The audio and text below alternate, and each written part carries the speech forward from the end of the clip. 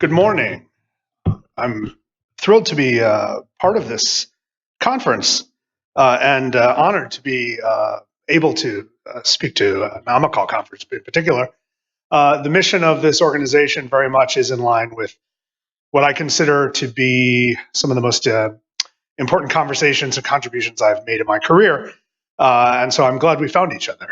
This is a very nice opportunity to share some ideas and some perspectives. Now, the theme of this conference is the digital transformation. The goal of AMICAL is to apply the theme of the conference to the daily work that you do as educators, as librarians, as thinkers. And I think I can help with this. I'm going to offer a long view of digital transformation, a global view of digital transformation. We're coming up upon almost 50 years of what we can describe as a digital transformation in the world. The internet is almost 50 years old at this point, although most of us were not aware of it till about 25 years ago.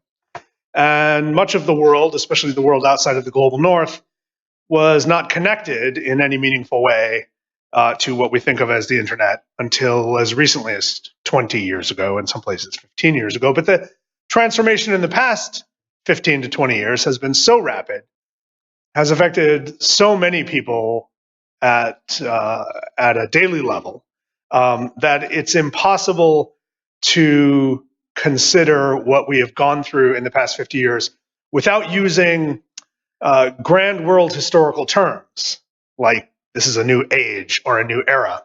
I would caution us from trying to make too much of that, largely because we're still in it.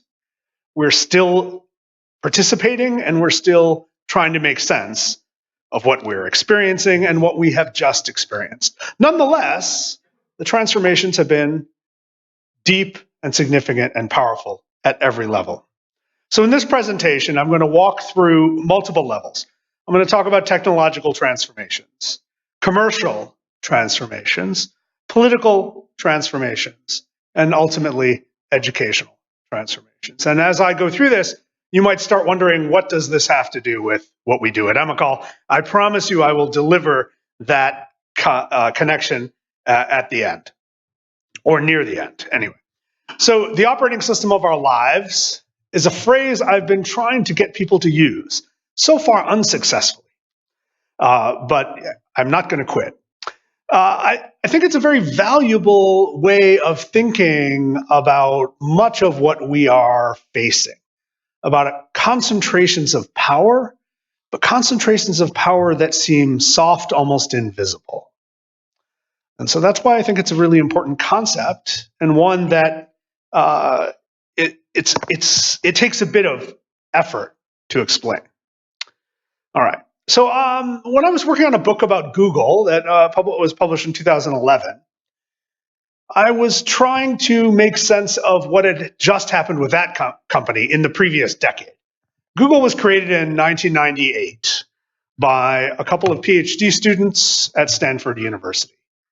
They quit their PhD program and founded this company with a mission. And that mission was not to sell advertisements carefully targeted based on the interests of users and collect data about those users to constantly improve the ad targeting. That's most of what Google does, and it's how Google makes all its money. The mission was not to host the world's largest collection of digital video, enabling for the spread of all sorts of propaganda as well as entertainment, etc., although that is a major function of what Google does. And the goal wasn't necessarily to settle bets over who won a cricket cup or who had the best batting average in Major League Baseball. That was a result as well. The mission of Google was and remains to organize the world's information and make it universally accessible. And when I came across that mission statement as I was researching for what became the book, my first reaction was, who asked you to do that, Google? After all, that's our job, right? As educators and librarians and collectors of information, as those who are trained and licensed and tasked to help people sort their way through a remarkably expanding collection of information. That's what we do. Why should this company, which was very young at the time when I came across this, grant itself that mission? And what are the implications of that? Pardon me. I carried a bit of a cold over. I apologize for that. So think about this. In 1998, this company is founded. By 2004, this company Google announces, it's going to start scanning the entire collection of the University of Michigan's library. It's going to scan significant portions of the libraries of Stanford University and Harvard University, the Bodleian at Oxford, the New York Public Library. It was going to be the biggest, most visible digital transformation in the collection of human knowledge. That was its goal. Whether it's achieved that is another question. Nonetheless, 2004, that company was 6 years old. That was a stunning level of audacity. And what really struck me was the extent to which people thought that was just fine.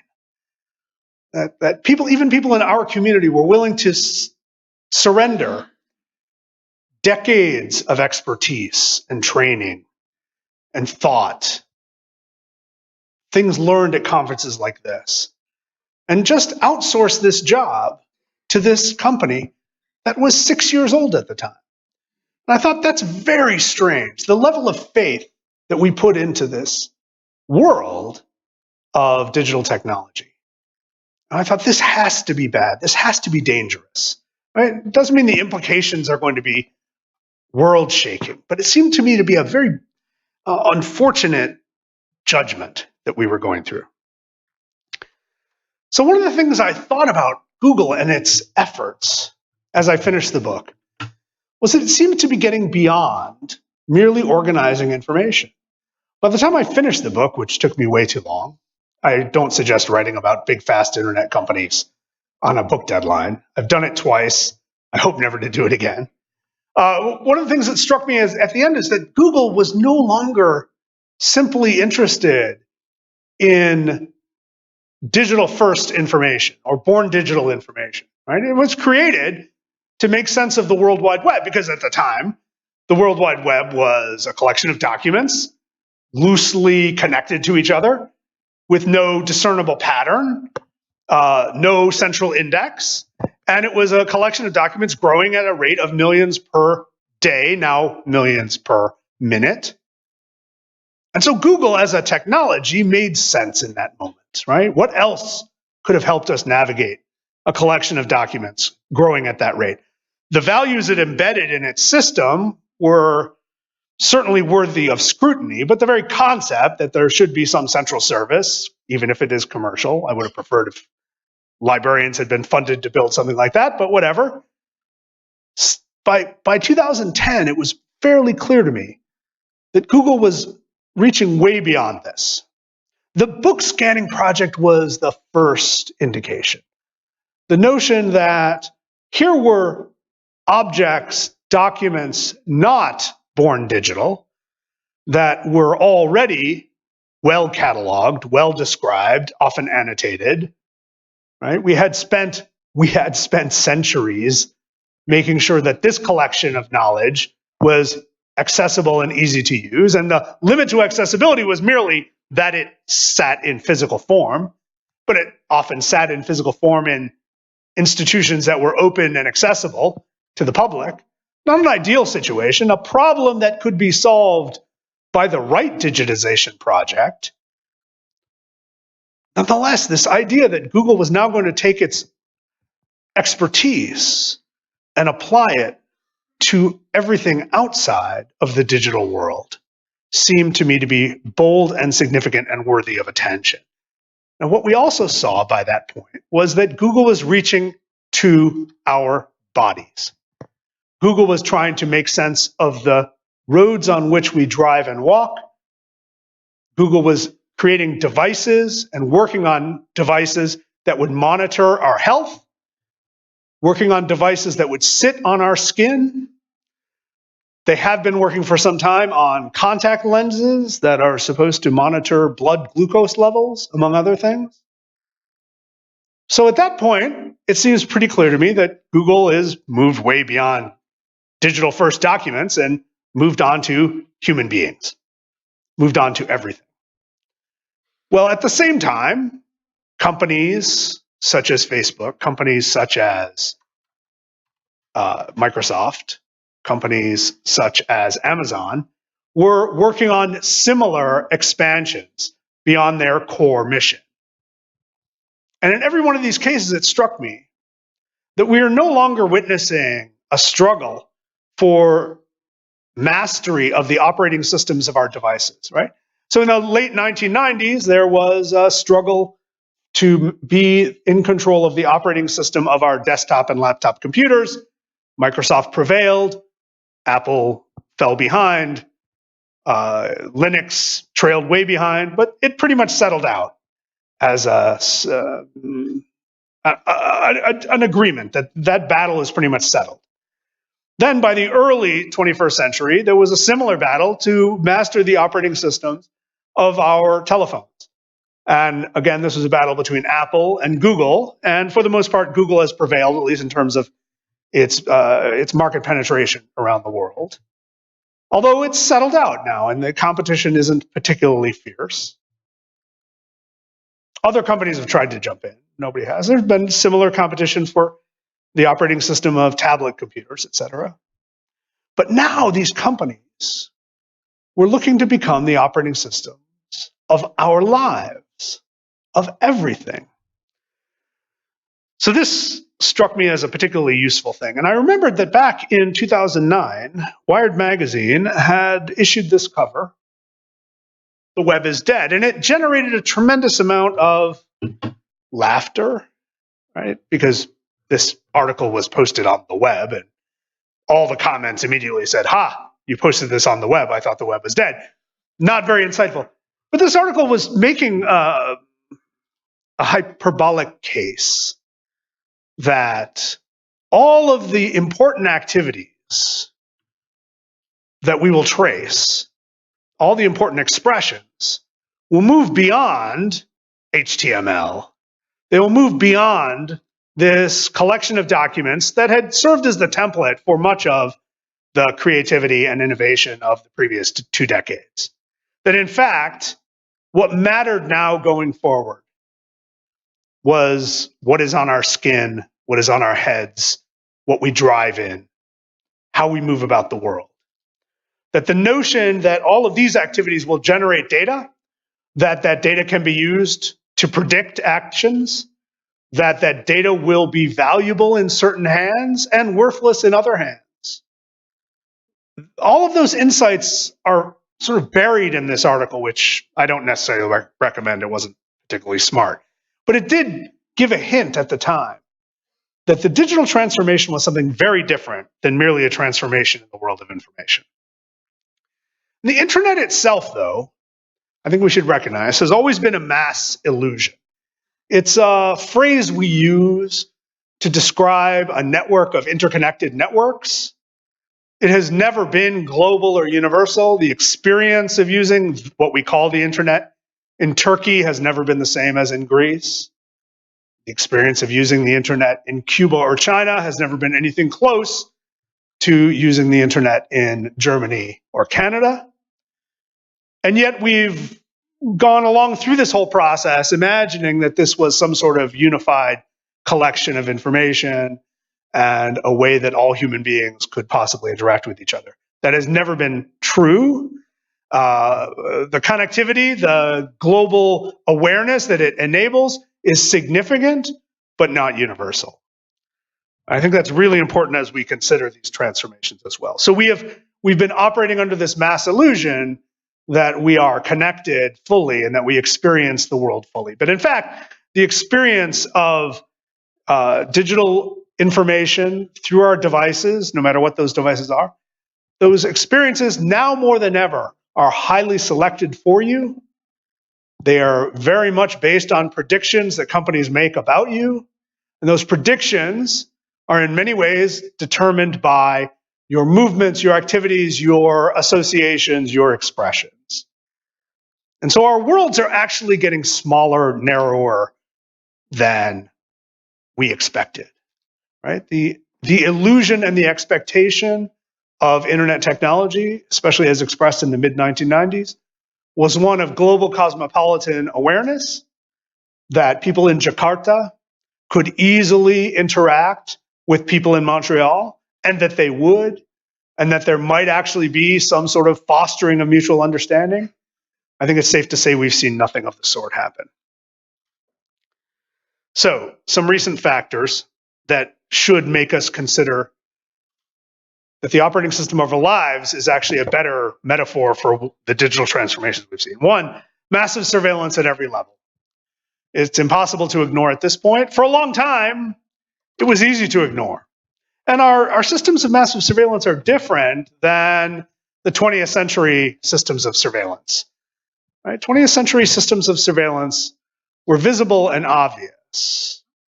The systems of surveillance in totalitarian regimes, and even the systems of surveillance that Michel Foucault warned us about in a modern liberal state, were meant for social control in a top-down, often brutal manner. They were meant to be obvious and visible to the subject of surveillance. They were meant to convince us that powerful people either were watching or might as well be watching, and we should behave. But that's not the systems of surveillance that dominate now. Those 20th century panoptic systems of surveillance are still present, right? They're not absent from our lives, but they are not the dominant systems of surveillance. The dominant systems of surveillance now are what I call a cryptopticon. They are cryptoptic, they are hidden. They are not meant to be fully understood. They are not meant to be comprehended by the subject of the surveillance. And this is very different. When you see surveillance cameras in the streets of London, you are meant to say, I am subject to the panopticon. I know I better behave. There are certain activities I should not engage in, or I might be captured by that camera. But when you engage in a dating application on your phone, you're not given the same signals. You're not supposed to be indicated, you're not supposed to be told, or you're not supposed to understand the level of full surveillance that you're engaged with, and the different parties that ultimately receive all of that sensitive personal information about you. And that's true when you interact with Facebook. It's true when you interact with Amazon. It's true when you interact with educational technology in many cases as well. Massive surveillance is still, in much of the world, a state function, but in much of the world, it's also a private function. But as we'll see, the difference between the two is collapsing. The other thing is security meltdowns. This information that is so sensitive, that's being gathered about us through all of these devices and all of these technologies, and our automobiles as well, are often being held in insecure forms, easily exploited by nefarious parties. And we see this time and time again, and yet there is no accountability for that level of insecurity. Again, this is a phenomenon that applies to educational technology as well. And then recently we've seen the end of network neutrality in the United States, debates about network neutrality around the world. This also should indicate to us that the 1990s vision of the internet, the 1990s vision of global interconnected bodies of knowledge, has never really been realized and is unlikely to be realized anytime soon. In fact, as we look forward, we should expect that bodies of information will be more specialized, more privatized, more targeted, that systems of expression will be less open and less subject to democratic deliberation. One of the important factors we have to consider in our account of the digital transformation is the extent to which digital technologies are embedded in and on us, and the extent to which we are embedded in digital flows of information. So these devices that we used to walk over to use, I have one in front of me now, right? A computer that sits in a particular place, in a room. Not long ago, when we wanted to engage with digital flows of information, we moved toward this device and we put ourselves in front of it, and we used spatial metaphors, right? We logged on, we uploaded information, we downloaded information, we entered chat rooms, right? All of these spatial metaphors made sense in the earliest years of encountering these devices. But now that our devices are never off, we are never offline, the distinction between online and offline is meaningless. These devices sit on our bodies or in our pockets or in our bags, are with us constantly. They are telling powerful institutions where we are at all moments. And that information is easily cross-referenced with everybody else's movement patterns. We are nodes in a digital information system. We are elements of it. We are subjects of it. We are not just consumers of it. And there is no distinction anymore between online and offline. There is no uploading and downloading. We are part of the system, and the system is part of us. Now, here are three of the companies that are most responsible for battling for creating the effort to become the operating system of our lives. This is not an exclusive list or a comprehensive list, but these are the three best examples. And they're doing it in different ways. I mentioned Google in its efforts to digitize all aspects of life. Facebook has a different strategy because Facebook has managed rather quickly to capture collections of all of our preferences and dreams and affiliations and associations, right? Remarkably valuable information about us. But Facebook is also now trying to take that advantage and create virtual reality systems, right? So Facebook has now launched probably the most ambitious commercial consumer level virtual reality service, the Oculus service, which seems to be its big gamble. In addition, it's trying its best to work its way into our homes with devices that will sit on our tables and constantly connect us to our group of Facebook friends and family. Apple has decided to do this by making sure that Apple devices are easy to use, are well designed, appeal to a particular socioeconomic class around the world. Apple has taken a different tack by promising not to harvest personal data at the levels of the other companies. But its efforts to work its way into our lives are just different in style. The result may ultimately be the same. So consider Google. A few years ago, Google rolled out this product called Google Glass. It was a spectacular failure. People who wore Google Glasses in public were mocked. It was a wonderful moment. I wasn't convinced that people could be so appropriately rude, and I was pleased to see that they were. Yesterday, I was in a lounge at Dulles Airport on the way here, in the Turkish Airline lounge, and there was a gentleman speaking on his phone, doing a video connection with his family, and of course with no headphones, just filling the room with this conversation. It was so rude, and I wondered as I watched, because everybody noticed, and everyone was kind of looking at each other, why is this guy so rude? And yet I didn't go up and complain about him or tell him to stop doing it, and no one else did either. It was this sort of frozen politeness, even though this one person was being rude. So we all sort of collectively acknowledged the rudeness of the one person. But with Google Glass, had he been wearing Google Glass, we might have actually been rude. Because the idea of wearing a Google Glass is you have a camera on you and you are recording everybody in front of you without their permission. And that seems so socially intrusive, right? That noise pollution from someone's phone is not quite socially intrusive enough to generate a tap on the shoulder. Although I think maybe we should all start doing that next time we see something. But the notion that we would all capture each other, or that someone would be so bold as to capture video and photographs of people without their permission, that's a step beyond. They're also terribly ugly, right? They put it on a model hoping that that would make them seem sexy. It didn't work.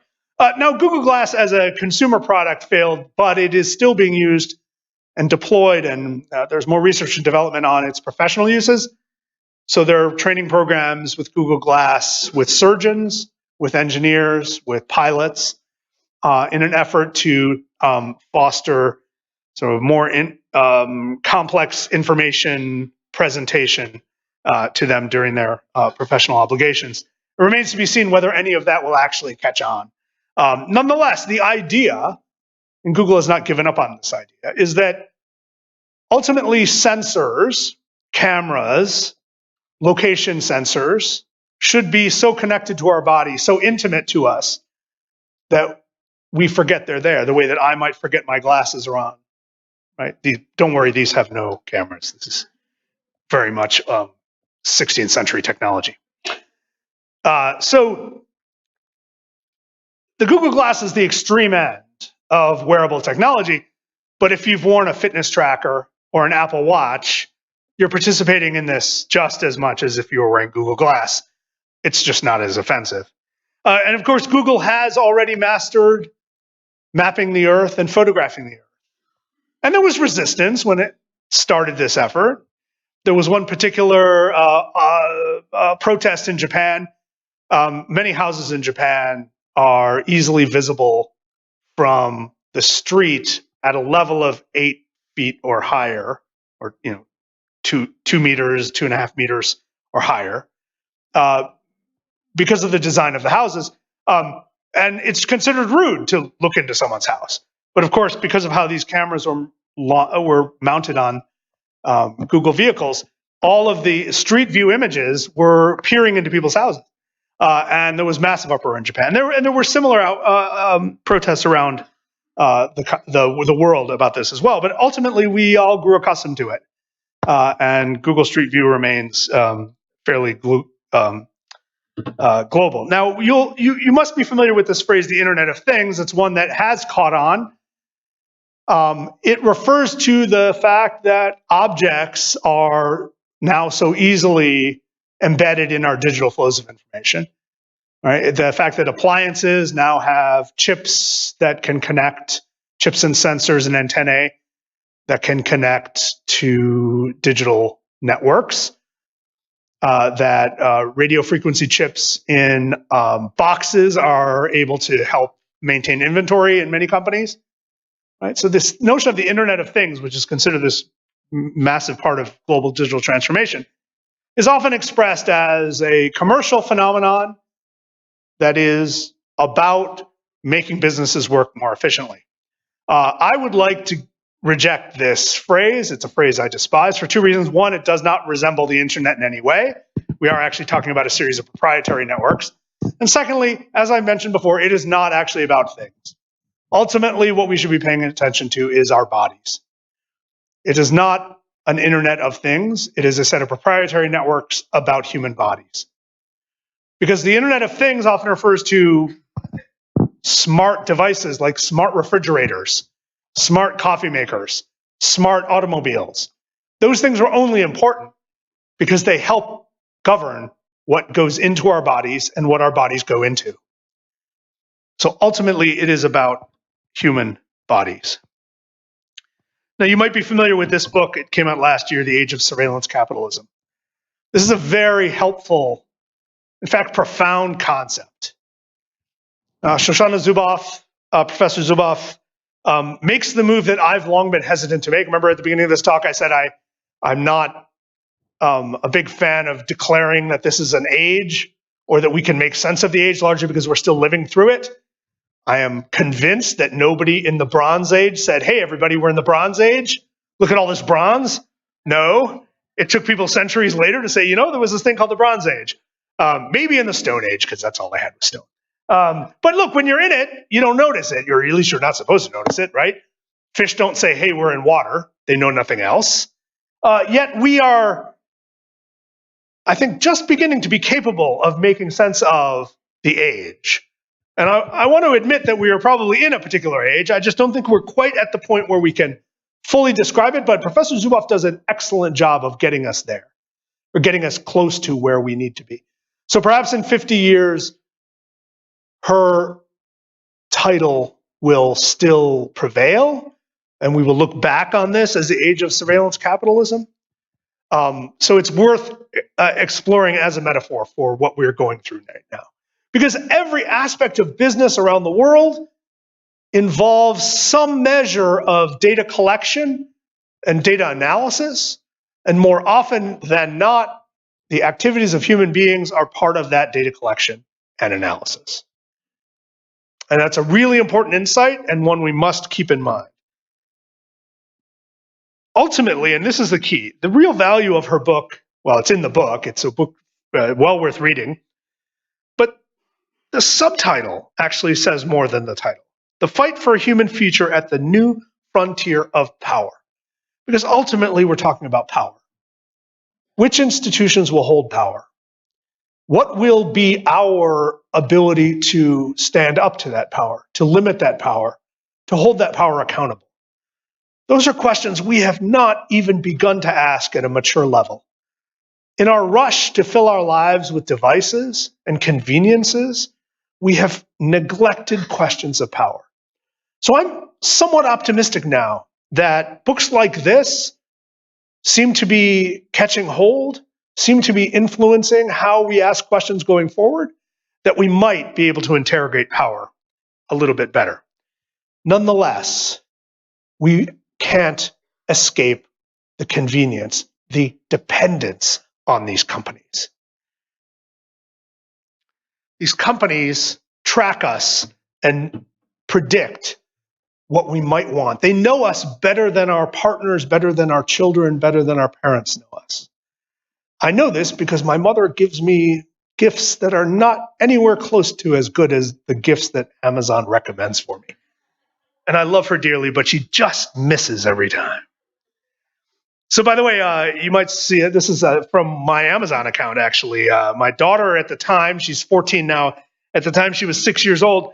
And based on all of my searching and purchasing habits, Amazon recommended a Furby. I don't know if you know what a Furby is. This is an electronic doll that squawks and talks. It's terribly annoying. My daughter actually wanted one and received it one year as a gift. And mysteriously, the batteries kept disappearing. I can't quite explain it. Also, a microwave oven, right? Easy bake microwave oven. I don't know if it's actually... Easy Bake just means a light bulb powers it. It's not actually microwave. I don't know if you're familiar with these ovens. They're a big part of childhood in the United States. They don't work very well. Like most children who receive them, my daughter used it once, made soggy cookies, put it away. But she also received that as well. And Saskia Sassen's The Mobility of Labor. So this is a weird collection of recommendations, but they're not wrong. At that moment, this is where my purchasing priorities were. They're different now, but I think Sassen's book might still show up. Now here's where it all collapses.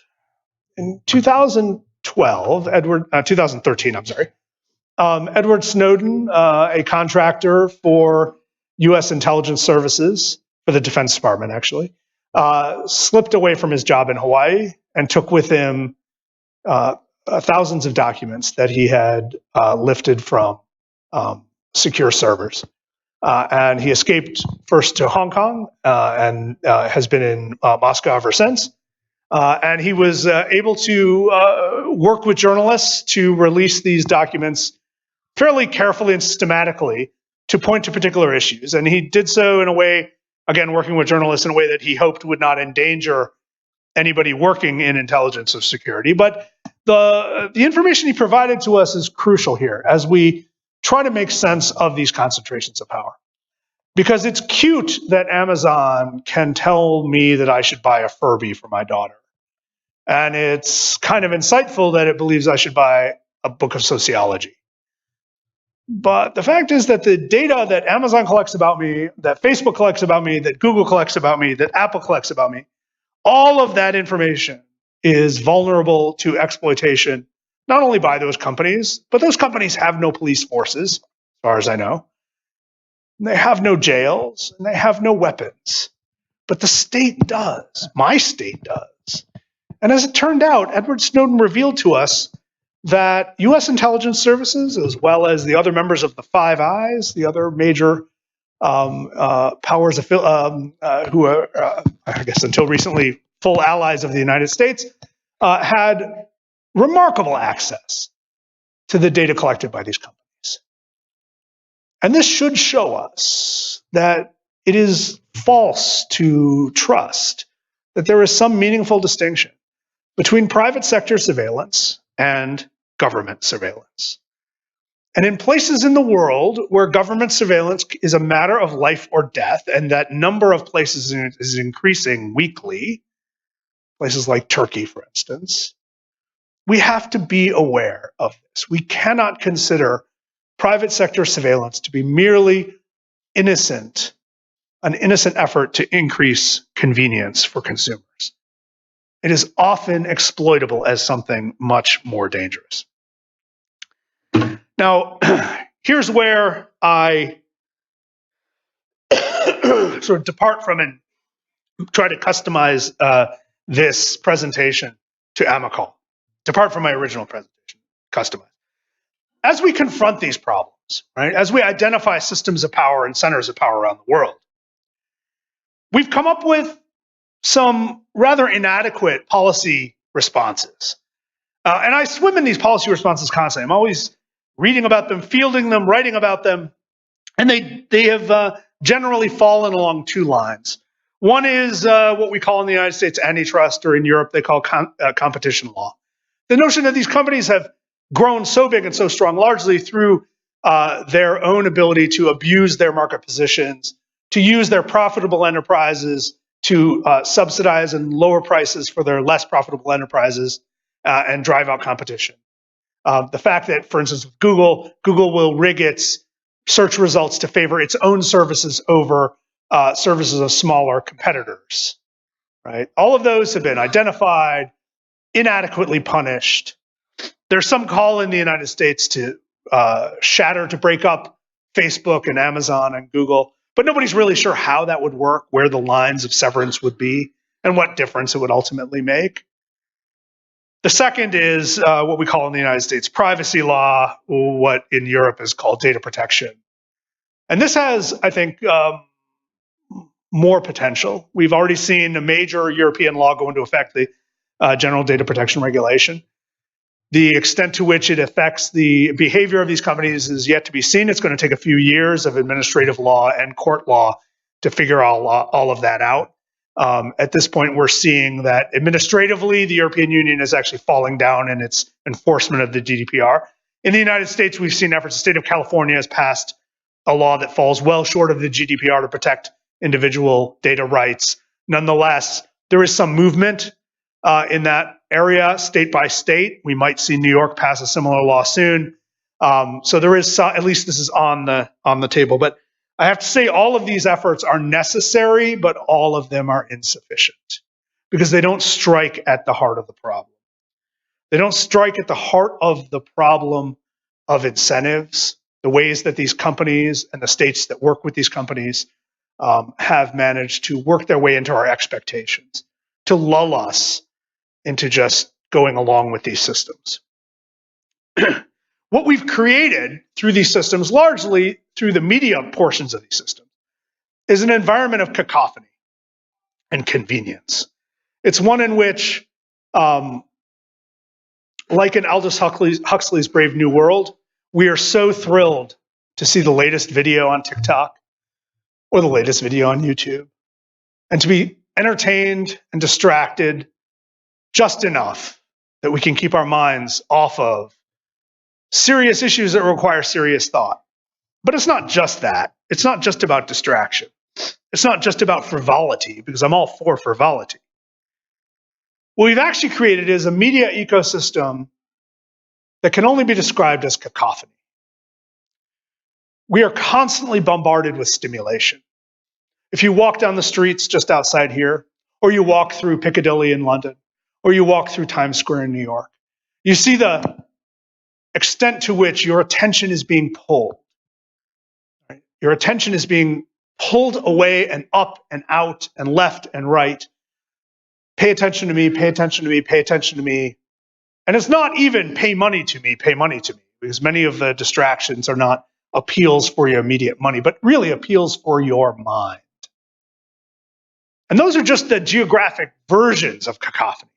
Your phone is constantly beeping at you, singing to you, demanding your attention through alerts. Your friends are demanding your attention through alerts. Your coworkers are demanding your attention through alerts. Your supervisors are demanding your attention.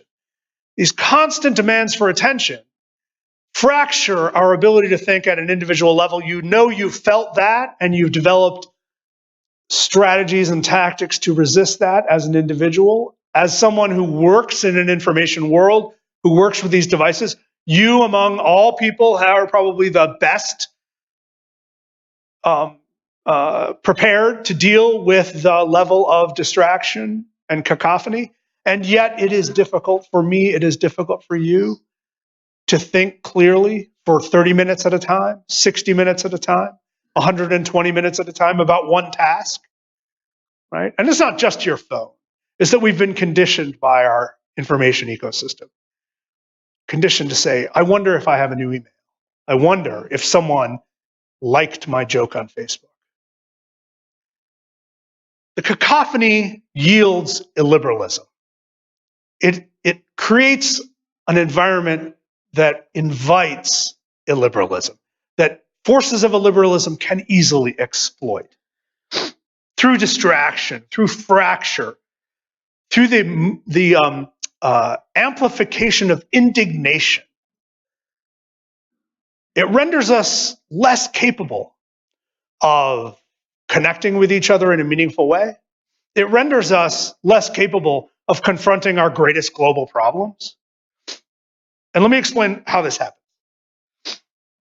So Facebook is probably the best example, but it's not the only example to deal with this, to explain this. It works for Twitter, it works for Google, it works for YouTube as well.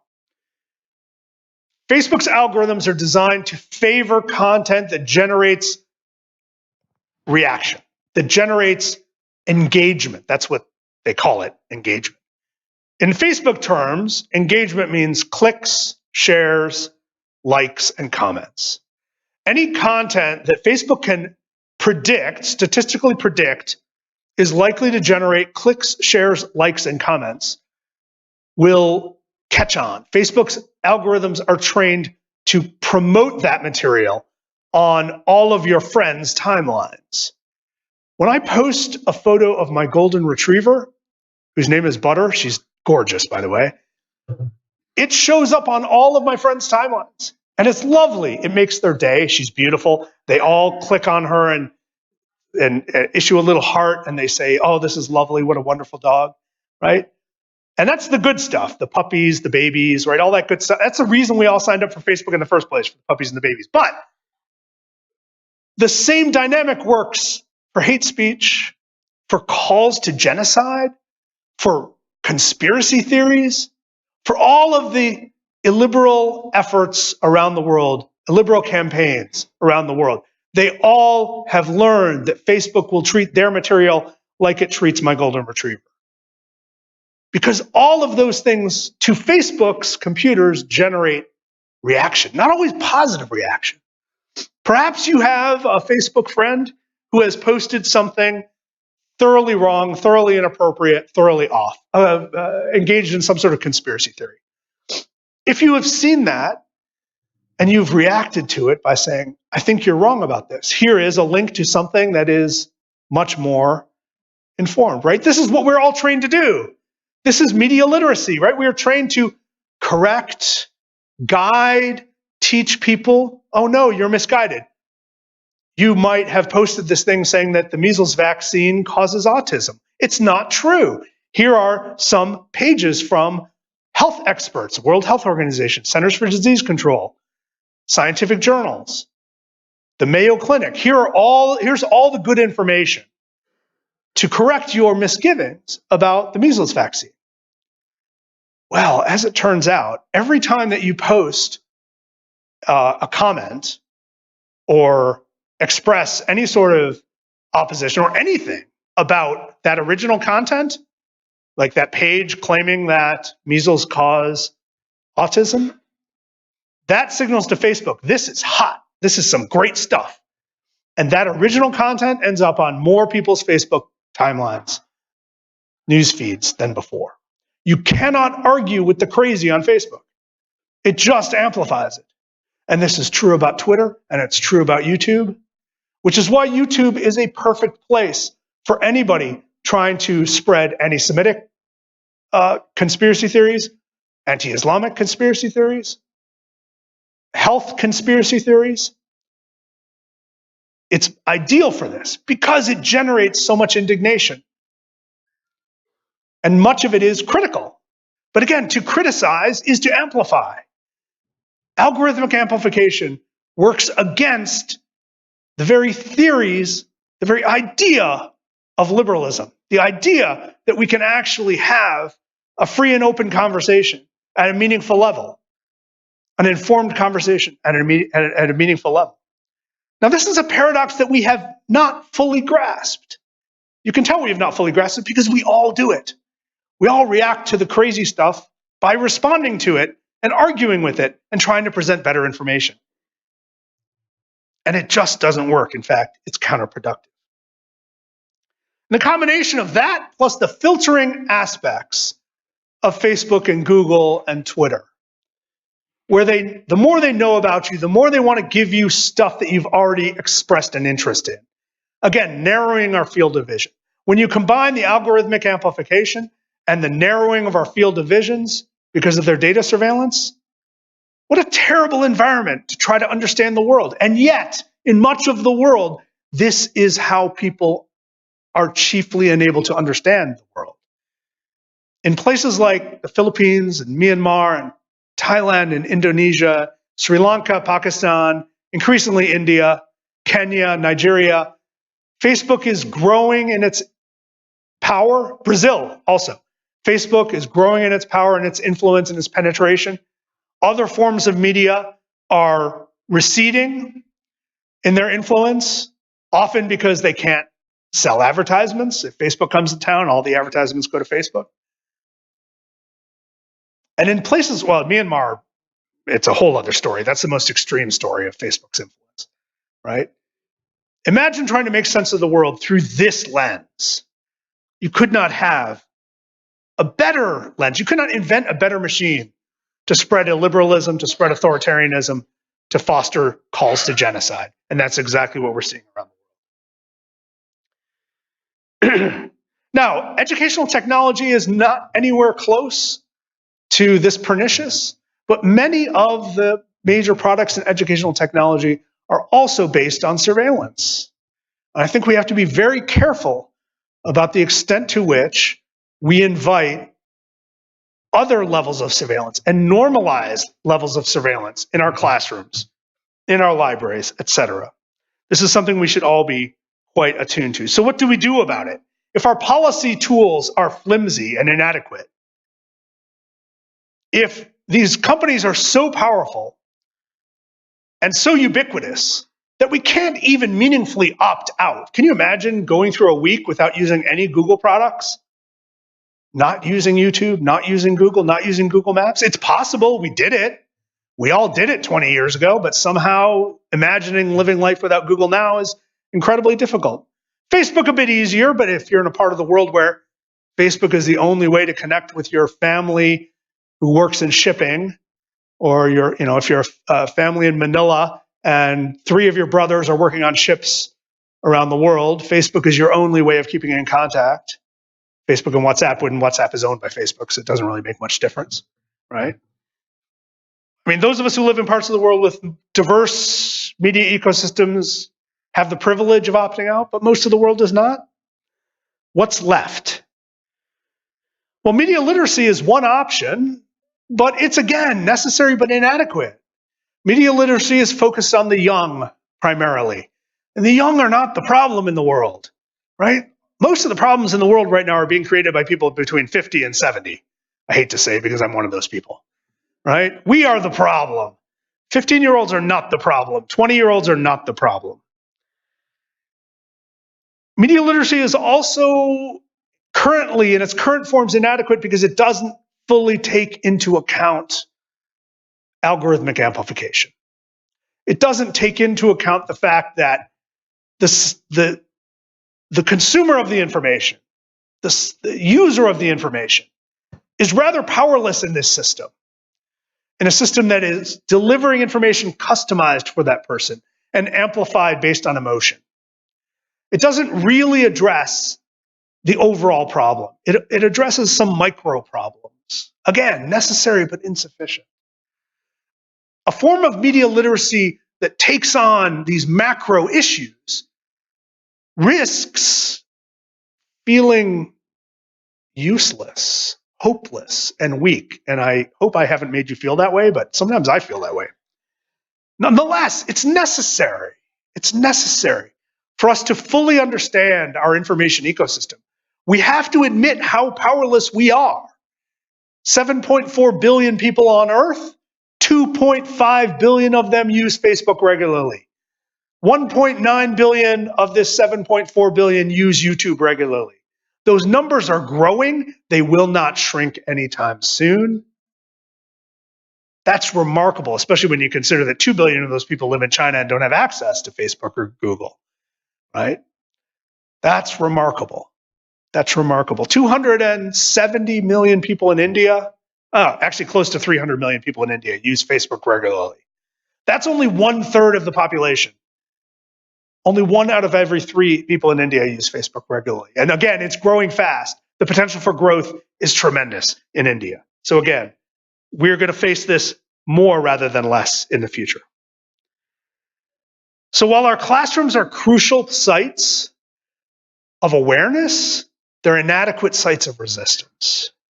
What can we do? What we can do is invest in alternative sources of information and deliberation. Institutions based on cosmopolitan values, on scientific values, based on the traditions of liberal arts institutions, but not limited to liberal arts institutions. We should be campaigning to support the institutions that help us think. Libraries, universities, museums, public forums of all kinds, journalism with depth. We should be investing in these institutions that give us a chance to step away from the cacophony for 30 minutes, for an hour, for a full day, and immerse ourselves in serious thought. Consider for a moment the three of the greatest challenges we face in this century. Global infectious diseases, growing in their power, growing in their ability to resist our medical interventions. Human migration, increasing in its flow, in its various sources, and its impact on the countries in which people often end up. Think of all the political ramifications that come from those two, and think about one of the major push factors in both of those, climate change. None of these 3 issues can be solved in a classroom. None of these 3 issues can be addressed state by state, nation by nation. These issues demand deep thought, deep study. They demand deliberation among people who differ in political agendas, but who might share a concern for the future of the species. To get there, to be able to even think about addressing those 3 issues, we have to be able to box up the cacophony. We have to be able to limit it. We have to be able to fully immerse ourselves in those institutions that actually help us think through those issues. Nothing about what I'm saying is easy. Nothing about what I'm saying is inexpensive. And we might not get any closer to strengthening these institutions in our lifetimes. But we have no choice. They are the only things that have made our lives better over the past 4 centuries and our great hope for the next 4 centuries. And the problems we face now, we have invited, we have created. We are the species that made all this happen. But we have the ability to get beyond it. We're just running out of time. And one of the reasons we're running out of time is we have limited our ability to think collectively. I want to thank you for letting me bring you down this morning. I know this is some heavy stuff, and I know that I've not given you any easy answers forward. And I don't believe there are any easy answers. I think we've made some terrible mistakes over the past 20 years, past 40 years. We've done so largely because everything was so cool and interesting and convenient and fun. And again, there's nothing wrong with that. But remember, we built institutions like universities and libraries and museums to resist immediate gratification. Monasteries. I mean, what's more devoted to resisting immediate gratification than a monastery? All right, we've built these institutions, religious institutions as well. And we've done that not just to seek grace or salvation or wisdom, but also because at some point we knew that building up the collective character of a civilization is our only hope to long-term survival. And now our civilization is global because our problems are global and we are all connected and our fate is all connected. So we have to figure out how to create global cosmopolitan institutions that can lift us beyond the temptations of immediate gratification. Thank you very much.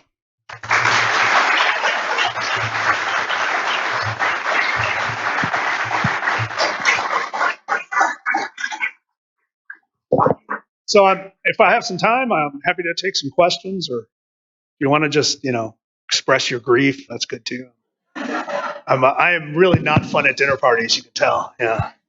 My daughter keeps begging me to write a cheerful book next because I keep writing these very depressing tales. Yes. Hello. Yes.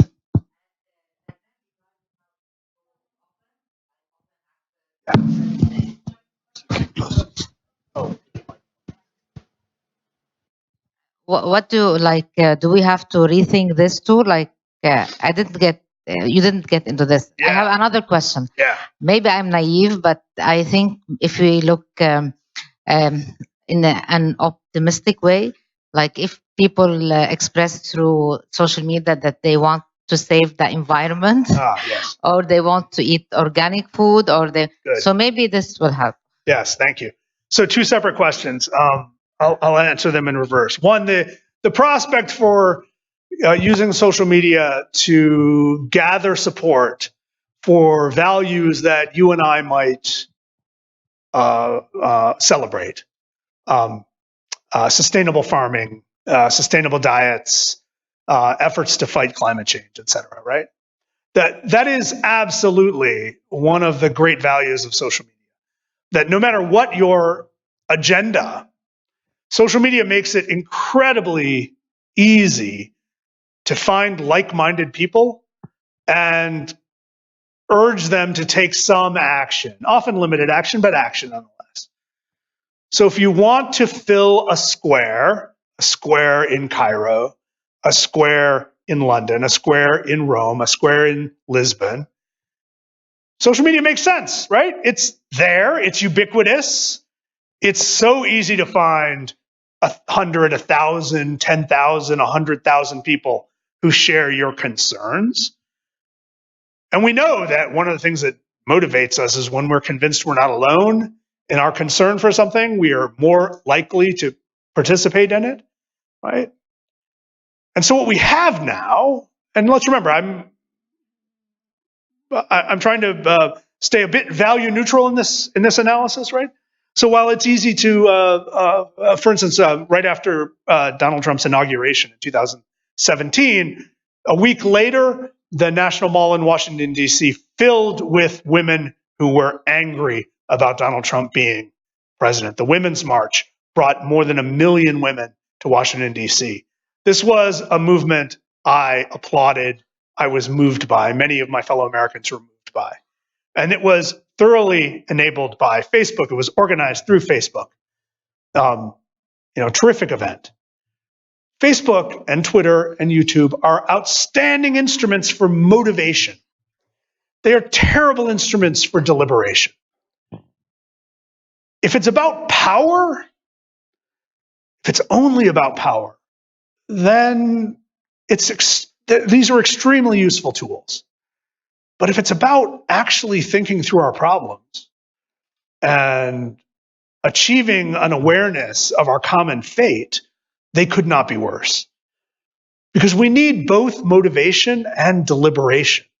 If in the absence of forums for deliberation, instruments of deliberation, information that we can all share and agree is true, we have no ability to tackle our biggest problems.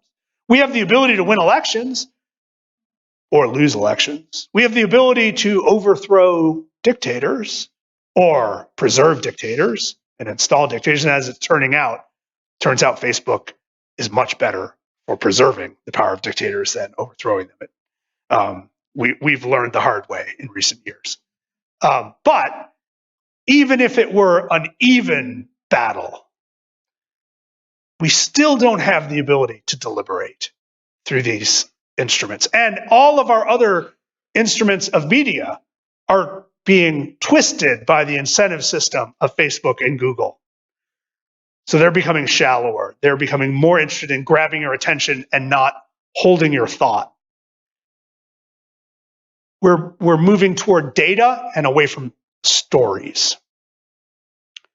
We're moving toward information and away from wisdom through these concepts. So that is the long-term problem. In terms of open access, that's a really fascinating question. Open access, open science, et cetera, right? Because this was if I had been asked to speak to this organization in its founding year in 2004, I probably would have had a presentation ready for you about copyright, about open access, about what was known at the time as the access to knowledge movement, which is a really powerful movement around the world. All of that, I'm still subscribed to this notion that copyright is often an instrument of the centralization of power by big companies to limit the distribution of expression and information by the rest of us. I'm also convinced that open access, scholarly publishing is virtuous, worthy of investment. I'm convinced that open science is crucial. We're seeing in big areas such as social psychology that in the absence of open data and replicable experiments, we're finding many of the high-profile works in that field turn out not to be replicable and therefore not particularly valid going forward. All of those battles are still worth fighting. And they used to be my battles. They used to be the things that I thought most about. But that was in a cooler world and a more peaceful world. And my concerns have grown more global and much darker in the ensuing years. And I have to say, in large part because of the person who ended up being my president. He's sort of twisted me as he's twisted everybody to perhaps focus on the bigger and darker issues. Nonetheless, I don't think that those battles of information control and access are complete. They're not settled, and they're still worth fighting for. And I kind of missed that. It would have been lovely to stand up here and talk. My first two books are about copyright, and I was very active in the early open access movements. And many of my early talks to library organizations were about that very subject. And boy, that would have been nice. But sorry, gone beyond that. So, other questions?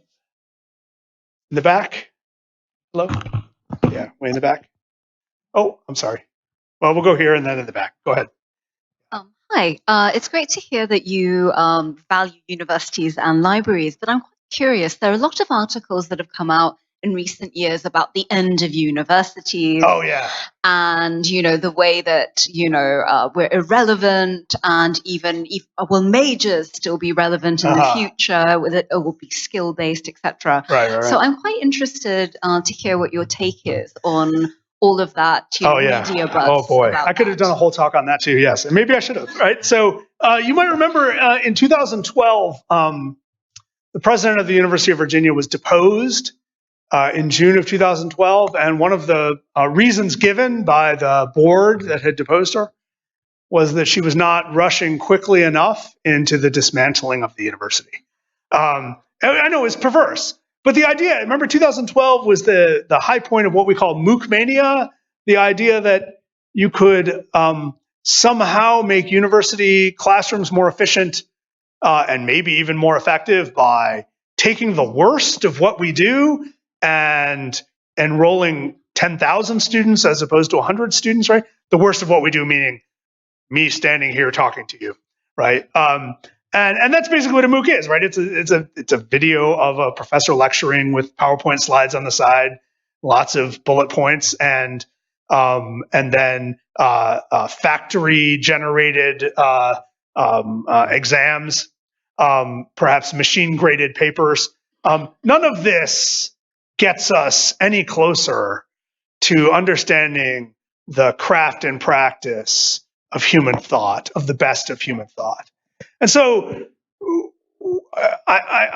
even though the MOOC moment has faded, the ideology underpinning it has not. And we still do hear people talk about how we can make our institutions more efficient, as if efficiency is the only value that matters, the primary value. I'm proud to say that I work inefficiently within an inefficient, archaic, medieval institution, right? One that works really slowly, deliberately. One that works when it works best, face to face, where I'm in the same room as my students, where they can hear my voice and the tone of it change, see my eyebrows raise, where I can see when they're confused, where I can see when they've snapped to a moment of knowledge and understanding, which is the best feeling that any teacher can have when you see that look on a student's face, right? I can't imagine doing my job in any other environment. And I think that when we imagine the dismantling of higher education, we purposefully ignore the remarkable successes, the incomplete victories, but victories nonetheless, of these institutions. These institutions have been the producers of most of the knowledge that keeps us alive at this point and might keep us alive into the future. How can we talk about how we might address climate change without scientists? How can we talk about how we might address global infectious diseases without medical researchers? How can we hope that in 50 years we have enough scientists and medical researchers, as well as migration researchers and sociologists and anthropologists, and the poets who write about the families that move from Libya to Italy, right? How can we hope to have those poets if we don't have the institutions to sustain them, to celebrate them, to honor them, to protect them, right? If we don't have the poets, the scientists, and the medical researchers, the historians, the journalists, the archaeologists, we can't address the problems of the future. It doesn't matter whether we have badges and whether we have certificates and licenses to perform certain acts and we know how to code. None of that matters if we can't address the grand problems, not only our age, but the next age. If we can't analyze the grand problems of previous ages, right? And so we take for granted the successes of higher education because they're given to us. They seem to have just arrived in our lives. And for many people, especially people in power, they don't see the work that went into it, right? Take a library, for instance. A library is successful when it becomes invisible, when it becomes taken for granted by the people who use it. Now that's dangerous. That's politically dangerous, right? But it's successful because it delivers the services, the information, the guidance in such an easy way. It's easy to forget and easy to ignore and easy to take for granted and thus easy to squeeze and cut and dismantle. right? That's the paradox of the success of a library within a university, and universities are often victims of the same thing, right? In the United States, we have had for 150 years what I think is easy to argue is the most successful system of higher education in the world, and we kind of did it by accident. We did it because we expanded our educational institution as population moved west in a way that demanded certain services. As we added states growing west in the 19th century and early 20th century, these states said, you know what, if we're going to have a lot of people out here, we're going to have children. If we have children, we need teachers. And if we're going to have agriculture work in a competitive way in this rocky soil, we better have agricultural extension and agricultural research. So let's build universities that can train teachers and come up with better educational and agricultural methods, and maybe mechanical methods, and maybe engineering methods. And along with that, well, you might as well throw in there a College of Arts and Sciences. And you know what? We might not want to surrender the cultural cachet of being the intellectual center of the world to Cambridge, Massachusetts, or New York.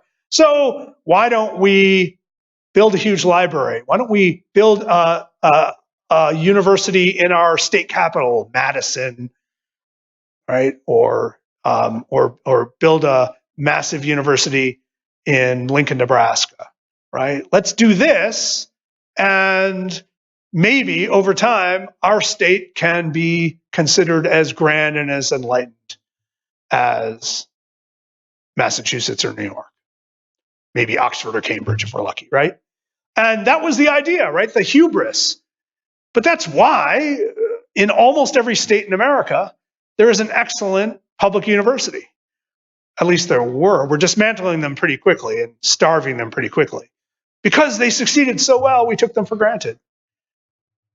And we've seen over the last 20 years just a remarkable change. A notion that these institutions are not there for the public good, but instead are there merely to license and supply training for individuals who are expected to take on debt to pay for that themselves, and that anything not geared toward licensing them for a particular career is unworthy of public investment.